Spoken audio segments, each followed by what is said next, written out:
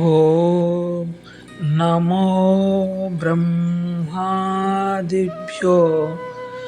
బ్రహ్మ విద్యా సంప్రదాయకర్తృభ్యో వంశ ఋషిభ్యో మహద్భ్యో నమో గురుభ్యః. మంగళం గురుదేవాయ మహనీయ గుణాత్మనే సర్వలోకశరణ్యాయ సాధురూపాయ మంగళం. హరి ఓం. శ్రీ గురుభ్యో నమః. కూజంతం రామరామేతి మధురం మధురాక్షరం ఆరుహ్య కవితా శాఖాం వందే వాల్మీకి కోకిలం. బ్రహ్మ మానస సంభూతం బ్రహ్మ బోధన తత్పరం యోగివర్యం ఋషిశ్రేష్టం వశిష్టం సద్గురుం భజే. హరి ఓం. శ్రీరామచంద్రమూర్తి చెప్తున్నారండి, మహర్షి జగత్తత్వాన్ని మరొక కోణంలో పరిశీలించి చూడగా సుఖాన్ని కలిగిస్తాయి అని అనుకున్న పదార్థాలే పర్యవసానంలో దుఃఖాన్ని కూడా కలిగిస్తూ ఉన్నాయి. నిజంగా సుఖాన్ని కలిగించే పదార్థం ఈ ప్రపంచంలో ఒక్కటి అంటే ఒక్కటి కూడా లేదు. ఈ మాట వాస్తవం అండి. ప్రపంచంలో శాశ్వతమైన ఆనందాన్ని ఇచ్చే వస్తువు కానీ వ్యక్తి కానీ ఒక్కటి కూడా లేదండి. ఏ వస్తువులు వ్యక్తులు మనకి ఇప్పుడు ఆనందాన్ని కలిగిస్తూ ఉన్నాయో ఆ వస్తువులే ఆ వ్యక్తులే మనకి దుఃఖాన్ని కూడా కలిగిస్తూ ఉంటారు. దేని నుంచి మనకి ఇప్పుడు ఆనందం వస్తూ ఉన్నదో అదే దుఃఖాన్ని కూడా కలిగిస్తుందండి. ఇది సహజంగా సమాజంలో చూస్తూనే ఉన్నాం కదండి. అదే చెప్తున్నారండి, ఈ ప్రపంచంలో శాశ్వతమైన సుఖాన్ని కలిగించే పదార్థము ఒక్కటి కూడా లేదు. అలాగే ఈ మానవుని జన్మ పరంపరలకు కూడా అంతు కనిపించడం లేదు. చూడండి, సహజంగా అందుకే దీన్ని ఒక వృత్తంతో పోలుస్తారండి. ఇప్పుడు వృత్తానికి అంతం చెప్పండి, చెప్పలేరండి. వృత్తం ఎలాగైతే అంతం లేకుండా ఉన్నదో అలాగే ఈ కర్మ జన్మ కూడా అంతం లేకుండా ఉన్నది. జన్మ వస్తుందండి. ఎందుకు వస్తుంది? కర్మఫలాన్ని అనుభవించడానికి. ఇప్పుడు జన్మ వస్తుంది కదా, ఈ జన్మలో కొన్ని కొత్త కర్మలు చేస్తారు, వాటిని అనుభవించడానికి మరలా జన్మ వస్తుంది. ఆ జన్మలో మరలా కొత్త కర్మలు చేస్తారు, వాటిని అనుభవించడానికి మరలా జన్మ వస్తుంది. ఈ విధంగా కర్మ వలన జన్మ, జన్మ వలన కర్మ, మళ్ళీ కర్మ జన్మ, ఇది అంతం లేకుండా ఒక వృత్తం మాదిరి ఉన్నదండి. ఈ జన్మ చక్రం తిరుగుతూనే ఉన్నది. ఈ జన్మ చక్రం నుంచి బయటపడడం ఎలా? జీవుల పుణ్య విశేషం వల్ల మానవ జన్మ లభిస్తుంది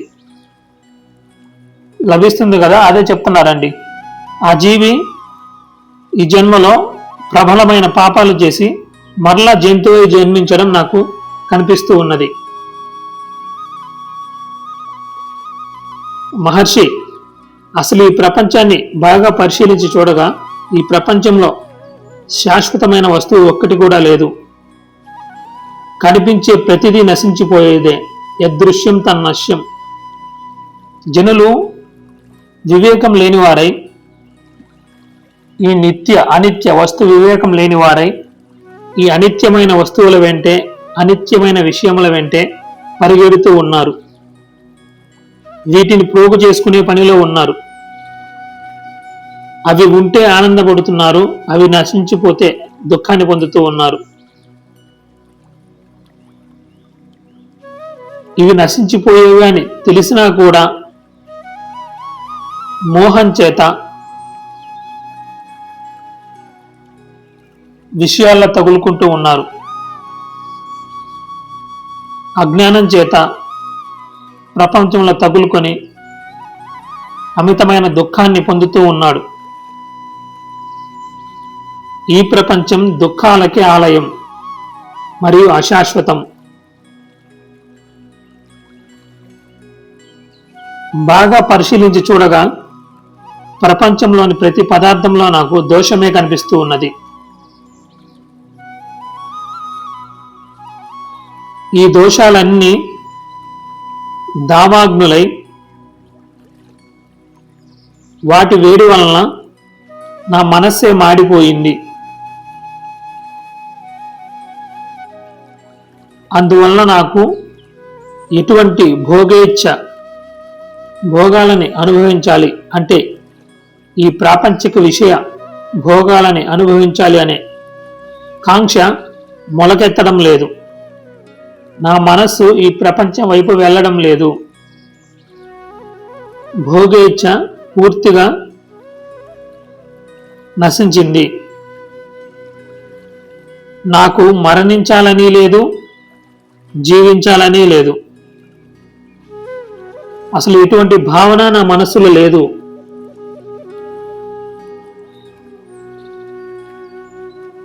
ఈ విధంగా నిశ్చలంగా ఉంటాను, దేనికి చెలించకుండా ఉంటాను.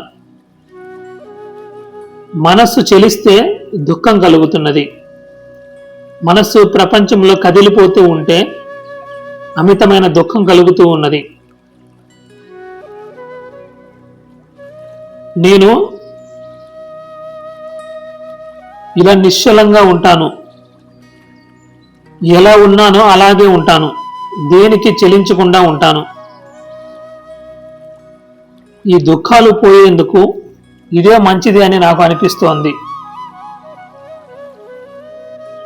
కానీ ఈ ప్రపంచంలో ఉండే అనర్థాలను చూసి, అంటే ఇప్పటివరకు చెప్పుకున్న దోషాలండి, వీటిని చూసి జనులు తెలిసి వ్యామోహంలో పడటాన్ని చూసి, అంటే అనిత్యమని తెలిసినా కానీ వీటిని జీవుడు కాంక్షిస్తున్నాడు కదా, వీటి వెంటపడి పరిగెత్తుతున్నాడు, వాటి కోసం తపన పడుతున్నాడు. ఈ ప్రపంచ వ్యామోహంలో పడడాన్ని చూసి నా బుర్ర గిర్రున తిరుగుతోంది. తెలిసి అండి, ఎవరికి తెలియదండి ఈ ప్రపంచం శాశ్వతం కాదని. వస్తువులు, వ్యక్తులు శాశ్వతం కాదు అని ఎవరికి తెలియదు చెప్పండి? మన కళ్ళ ముందే ఎంతమంది వెళ్ళిపోవడం లేదు, ఎంతమంది మన కళ్ళ ముందే పుట్టి పెరిగి మనకంటే ముందే మృత్యువు వారిని కబలిస్తుంది కదా. సమాజంలో సహజంగా చూస్తూనే ఉన్నాం కదండి, కళ్ళ ముందు జరిగేవే. నిన్నటి వరకు మనతో ఉన్న మన మిత్రుడు ఈరోజు లేడు మనతో. కానీ ఎంతమంది ఈ సత్యాన్ని గ్రహించి ఈ ప్రపంచ వ్యామోహంలో పడకుండా ఉంటున్నారండి?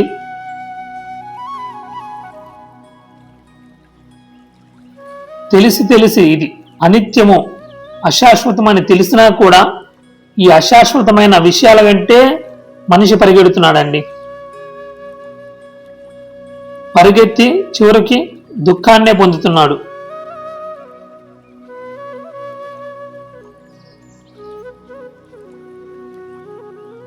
మహర్షి నా మనస్సుకు కొంత వివేచన కలిగిన, అంటే కొంత వివేకం కలిగిన, ఈ నిత్య అనిత్య వస్తు వివేకము ఇవన్నీ నా మనసుకు కలిగినవి కదా, ఇవి కలిగిన ఆ వివేకంలో సరైన పట్టు చిక్కక నా మనసు మరలా అజ్ఞానంలో పడిపోతుందేమోనని భయంగా ఉంది. ఈ ప్రపంచ మోహంలో పడిపోతుందేమోనని, ఈ మోహం అనే గుంటలలో పడిపోతుందేమోనని భయంగా ఉన్నది. నాకు నా వివేచన పట్ల, నా విజ్ఞానం పట్ల నాకు సరైన ధైర్యం కలగడం లేదు.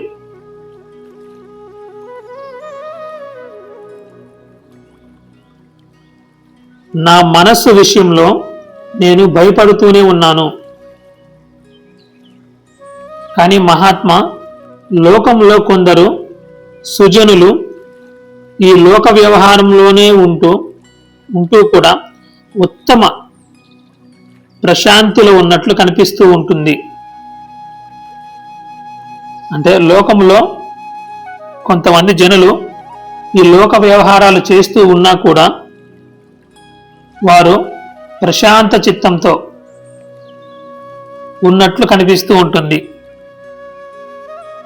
దీనికి జనక మహారాజే మంచి ఉదాహరణ. ఇది నిజంగా ఎట్లా సంభవం అవుతోంది? ఈ లోక వ్యవహారాలు చేస్తూ కూడా నిశ్చలంగా దేనికి చెలించకుండా ఆ ప్రశాంత చిత్తంతో ఎలా ఆనందంగా ఉండగలుగుతున్నారు? అట్టి ప్రశాంతిని సాధించడానికి మహాత్ములు ఎటువంటి ఉపాయాన్ని ఆశ్రయించారు? మహాత్మా వారు దుఃఖరహిత స్థితిని ఎలా చేరుకున్నారో ఇదేనండి. ముక్తి అంటే ఏదో లేదండి, ఆత్యంతిక దుఃఖ నివృత్తి, పరమానంద ప్రాప్తి. ఆ దుఃఖమేనండి. దుఃఖ స్పర్శ లేని ఆనందమయ జీవితాన్ని గడపడమే ముక్తి అండి, అంతే. మోక్షం ఉంటే ఏదో లోకాలను చేరుకోవడము, లోకాలోకాల్లో తిరగడం కాదండి.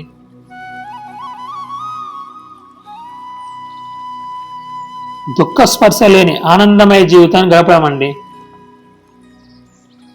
అది జీవించి ఉండగానే పొందేది అండి. జీవించి ఉన్నప్పుడు పొందే స్థితి అది జీవన్ముక్తి. అది మరణించిన తర్వాత వచ్చేది కాదని జీవించి ఉండగానే పొందాలండి అది. మహాత్మా వారు దుఃఖరహిత స్థితిని ఎలా చేరుకున్నారో అదే మోక్షం అండి, ముక్తి.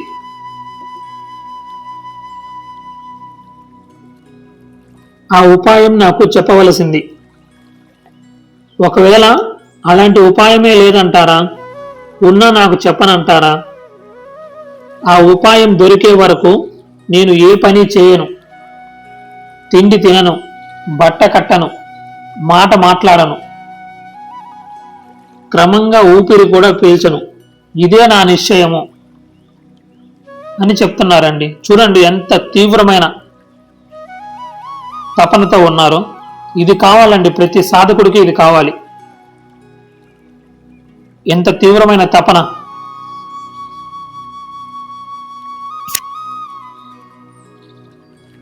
పదిహేను ఏళ్ల శ్రీరామచంద్రుడు మహా తపస్సుల కన్నా గొప్పగా ఇటువంటి తత్వ వివేచన చేసేసరికి రాజ్యసభలో అంటే అక్కడ ఉన్నవారందరూ బ్రహ్మవేత్తలందరూ ఆశ్చర్యపోతారండి. ఆకాశంలో సిద్ధులు, గంధర్వులు మొదలైన వారు దీనికోసం ఎదురు చూస్తున్నామా అన్నట్లు కాబోలు ఆ మాటలు విని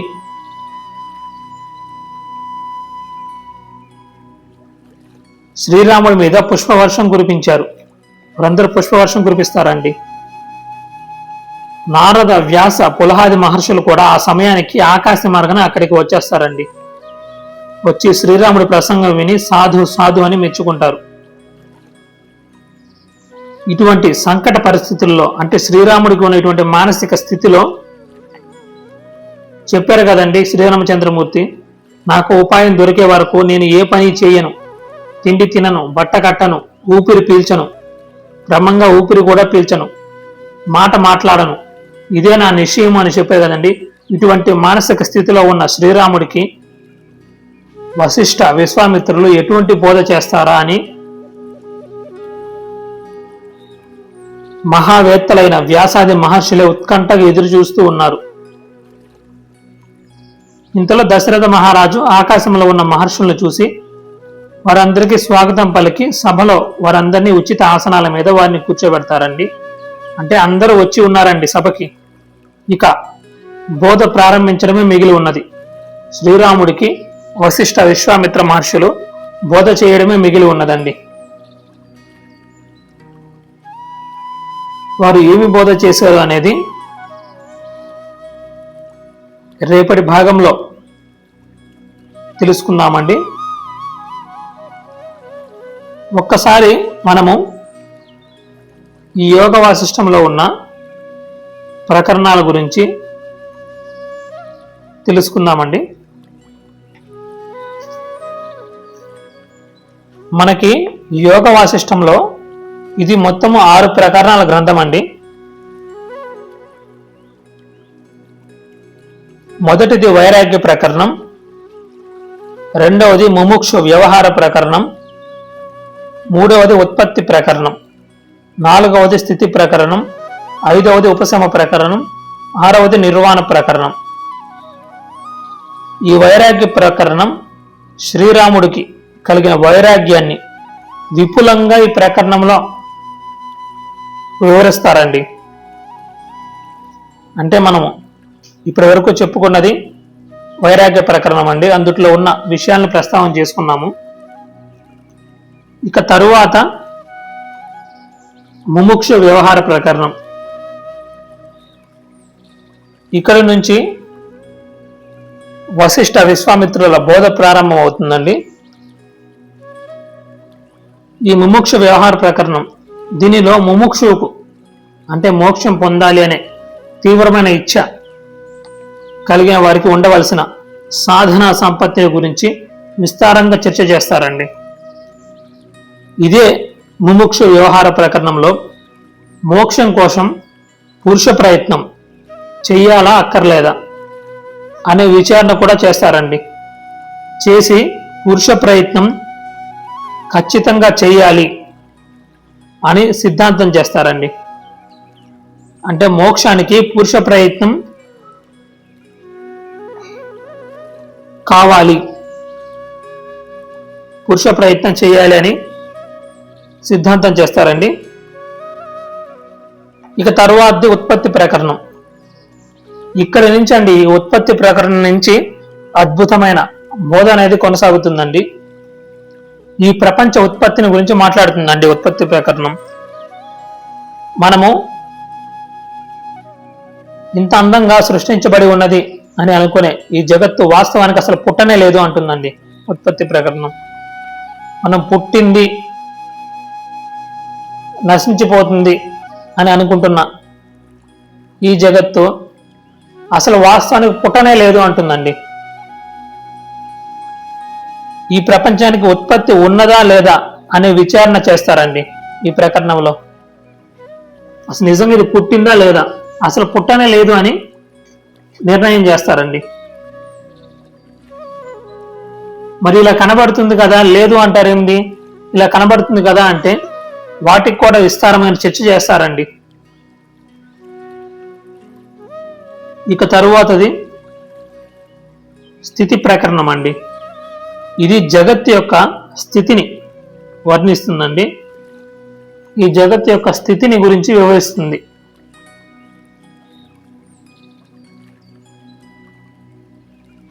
ఇక ఐదవది ఉపశమ ప్రకరణం.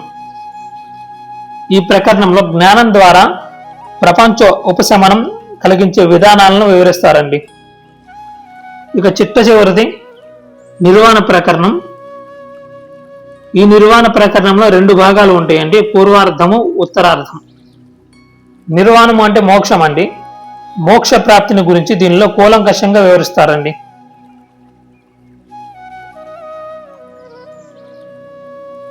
ఇక మొట్టమొదటిది వైరాగ్య ప్రకరణం కదండి. వైరాగ్యం కలిగితేనేనండి మోక్షం కావాలి అనే పట్టుదల కలుగుతుంది. వైరాగ్యం లేకుండా ఏమీ సాధించలేమండి ఆధ్యాత్మిక మార్గంలో. వైరాగ్యం లేకుంటే మనస్సు ప్రపంచం నుంచి వెనుకకు మరలదు. విషయాల నుంచి వెనుకకి మరలని మనస్సు పరమాత్మ తత్వాన్ని చింతన చేయడానికి అర్హత కలిగి ఉండదు. ఈ విషయాన్ని మహాత్ములు అందరూ చెప్పి ఉన్నారండి. శాస్త్రాలు కూడా ఇదే విషయాన్ని చెప్పి ఉన్నాయి. అందుకే సాధన చతుష్టయ సంపత్తి అంటారు. నిత్య అనిత్య వస్తు వివేకము, ఇహమూత్రార్థ ఫలభోగ విరాగము, శమదామాది షట్ సంపత్తి, ముముక్షుత్వం, ఈ 4 ఉండాలండి.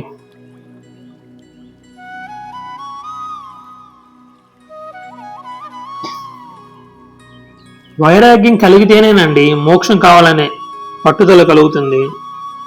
అందుకే వైరాగ్య ప్రకరణం తరువాత ఈ ముముక్షు వ్యవహారాన్ని 2వ ప్రకరణంగా పెట్టారండి. ఈ కనిపించే ప్రపంచానికి ఉత్పత్తి ఉందా? నిజంగా ఇది పుట్టిందా? స్థితి ఉందా? అంటే ఆ ఉత్పత్తి ఎటువంటిది, ఆ స్థితి ఎటువంటిది అనే విషయాలను నిగ్గు తేల్చి ప్రపంచం యొక్క మూల స్వరూపాన్ని తెలియజేస్తారండి. అందుకే ఈ ముముక్షు ప్రకరణం తర్వాత ఉత్పత్తి ప్రకరణాన్ని, స్థితి ప్రకరణాన్ని వివరించారండి. ఈ ప్రపంచాన్ని పరిశీలిస్తే చాలు, ఇంకేమి చేయనవసరం లేదండి. ప్రపంచాన్ని పరిశీలిస్తే చాలు, ఈ ప్రపంచం ఉపశమించిపోతుంది. ఇది ఎక్కడ ఉపశమిస్తుందో ఆ స్థానం పేరే పరమాత్మ.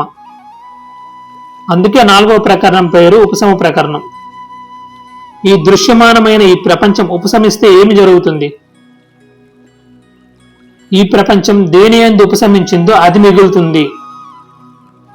చూడండి, ఉదాహరణకు సముద్రంలో ఒక అల లేచిందండి. అల లేచింది, ఉంది అనుకునే లోపే అది ఉపశమించింది. అది ఎక్కడ ఉపశమించింది? సముద్రంలోనే ఉపశమించింది. అలాగే ఈ ప్రపంచమంతా ఆనంద రూపి అయిన పరమాత్మలో ఉపశమిస్తోంది. ఆ స్థితి పేరే నిర్వాణం. ఇదే చిట్ట చివరి స్థితి అండి. అందుకే ఈ చిట్ట చివరి ప్రకరణం పేరు నిర్వాణ ప్రకరణం. ఈ విధంగా ఈ ప్రకరణాల గురించి తెలుసుకున్నాం కదండి. ఇక తదుపరి భాగంలో ముముక్షు వ్యవహార ప్రకరణాన్ని ప్రారంభం చేసుకొని శ్రీరాముడికి వశిష్ఠ విశ్వామిత్రులు ఎటువంటి బోధలు చేయబోతున్నారో తెలుసుకుందామండి. ఉత్పత్తి ప్రకరణం నుంచి మటుకు అద్భుతంగా ఉంటుందండి. హరి ఓం. ఓం సర్వే జనా సుఖినో భవంతు, సమస్త సన్మంగళాని సంతు, అసతో మా సద్గమయ, తమసో మా జ్యోతిర్గమయ, మృత్యోర్మా అమృతంగమయ. ఓం శాంతి శాంతి శాంతి.